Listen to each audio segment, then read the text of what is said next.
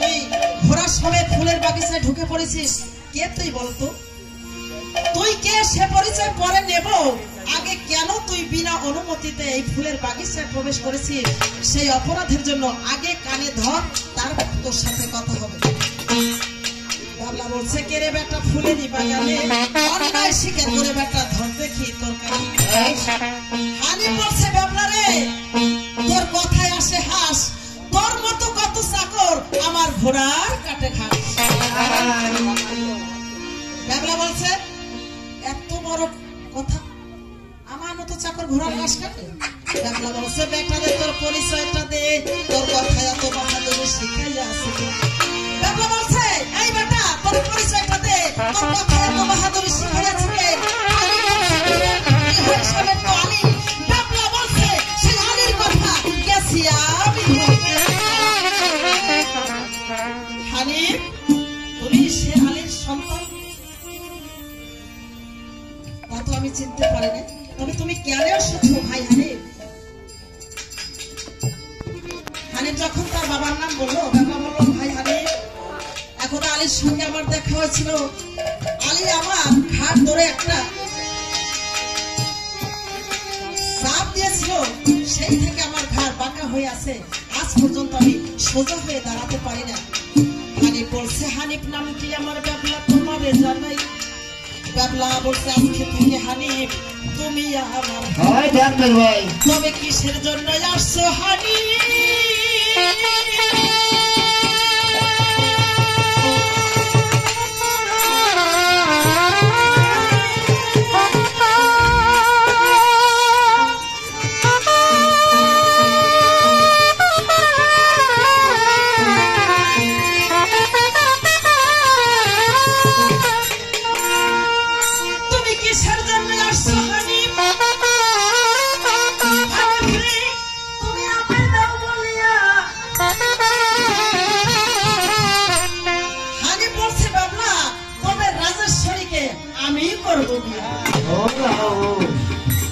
বাবলা বলছে, সর্বনাশ ভাই হানিফ, তুমি এ কথা আর দ্বিতীয়বার মুখে উচ্চারণ করো না, কারণ এই বিবির সঙ্গে যুদ্ধ করে কেউ জয়ী হতে পারেনি। এই বিবির সঙ্গে যেই যুদ্ধ করতে এসেছে, যুদ্ধে পরাজিত হয়ে গোলাম খানায় গোলাম হয়ে রয়েছে, কয়েদি খানায় কয়েদ হয়ে রয়েছে। আমি দেওরাজ হয়ে আজ পর্যন্ত বিবির গোলামি করে যাচ্ছি। তুমি সাধারণ একজন মানুষ, খবরদার হানিফ, সাবধান, তুমি এ কথা আর মুখে এনো না। যদি বিবি শুনতে পারে তুমি আর প্রাণে বাঁচবা না, তুমি তোমার মায়ের কোলে ফিরে যেতেও পারবে না, তার চাইতে তুমি তোমার মায়ের কোলে ফিরে যাবে। হানিফ বলছে, বাবলা, হানিফ বলছে, বাবলা রে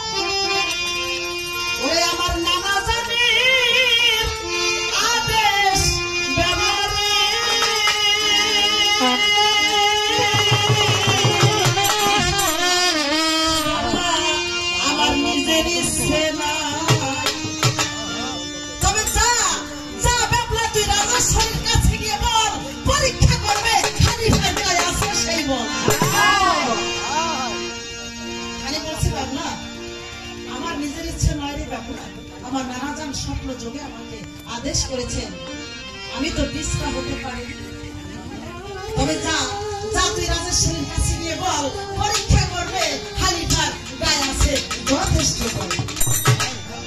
এই কথা যখন এতে ডাক্তাররাও শুনিল, রাজেশ্বরীর কাছে গিয়ে বলিতে লাগিল, বলে ফুল বাগানে তোর বিয়ার পর তুই আর করবি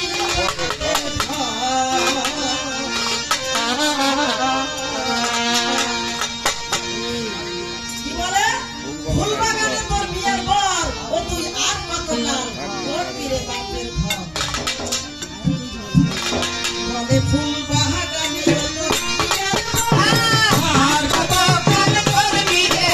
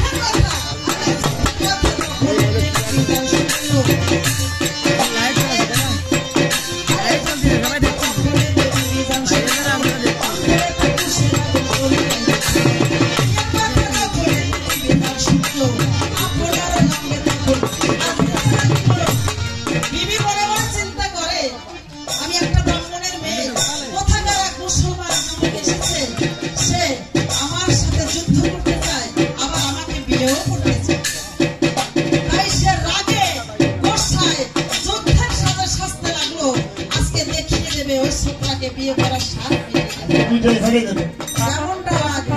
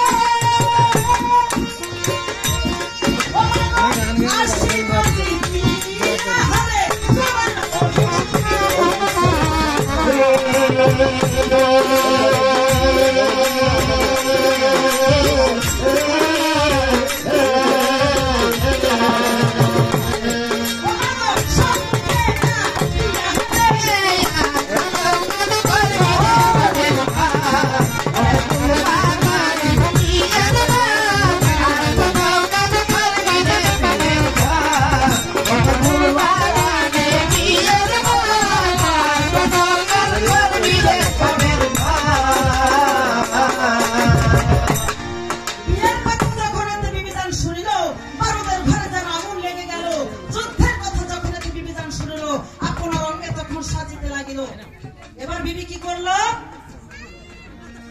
যুদ্ধের কথা যখন বিবিধান শুনিল মা চন্ডী বলে কান্দিয়া ওঠে বিবিধান মনে মনে চিন্তা করছে এই জীবন না রাখাই ভালো কারণ মুসলমানের ছেলের সাথে যদি ঘর বাঁধতে হয় আমি ব্রাহ্মণের মেয়ে হই তার থেকে জীবন না রাখাই ভালো চন্ডী মায়ের কাছে গেল পূজা অর্চনা করে তার থেকে শক্তি সঞ্চার করার জন্য এবার চন্ডী মায়ের পূজা করতে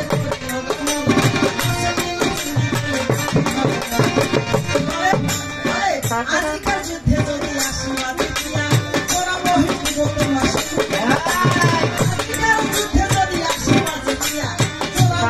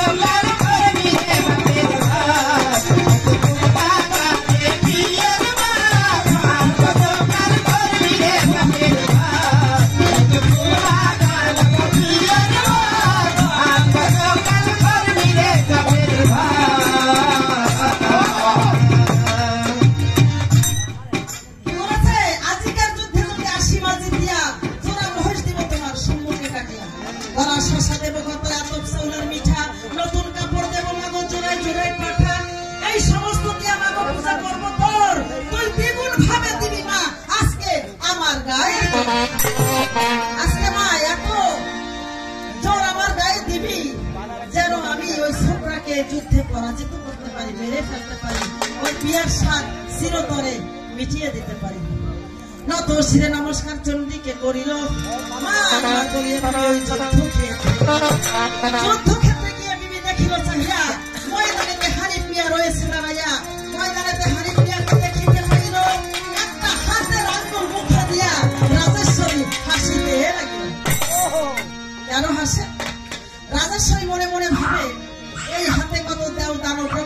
আমাকেও যুদ্ধে পরাজিত করে আমার কয়েদখানায় কয়েদ করে রেখেছি, গোলামখানায় গোলামি করে রেখেছি। আর সামান্য একটা ছোকরা এসেছে, সে নাকি আমার সাথে যুদ্ধ করতে চায়, আবার আমাকে বিয়েও করতে চায়। মুসলমান আর একটা দুঃখের কথা না,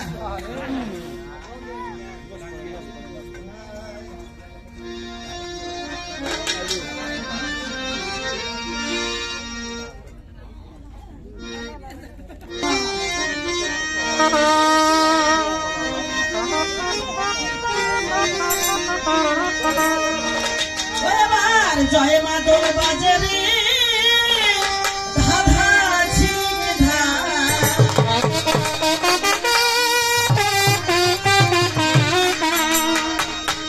ওই আমার জয় মা দোল বাজারে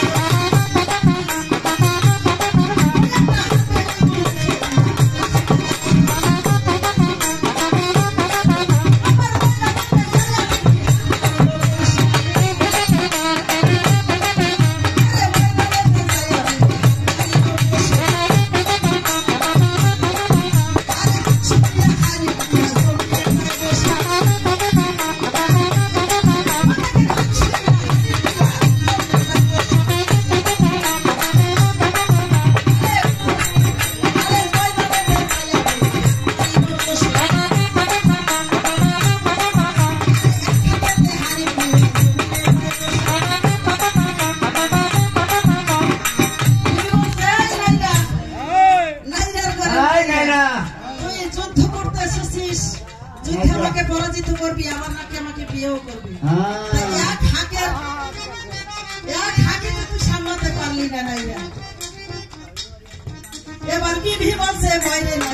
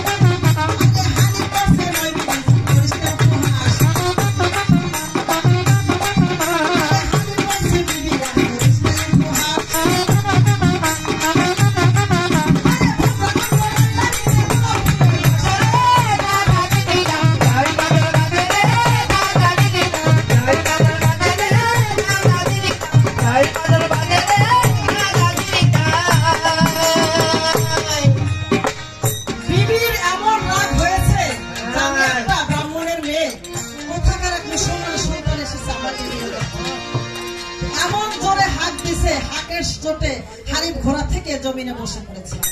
তখন বিবি বলছে কি বিয়ের সব কোথায় গেল? এক হাকি সামলাতে পারলি না, তোর মতো নাইরার ঘরের নাইরা আবার এসেছিস আমাকে বিয়ে করতে।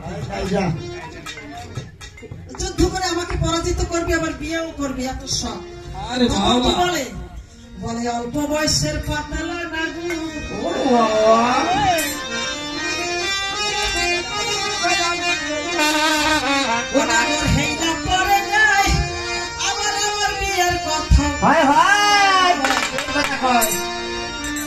অল্প বয়সের পাতলা নাগু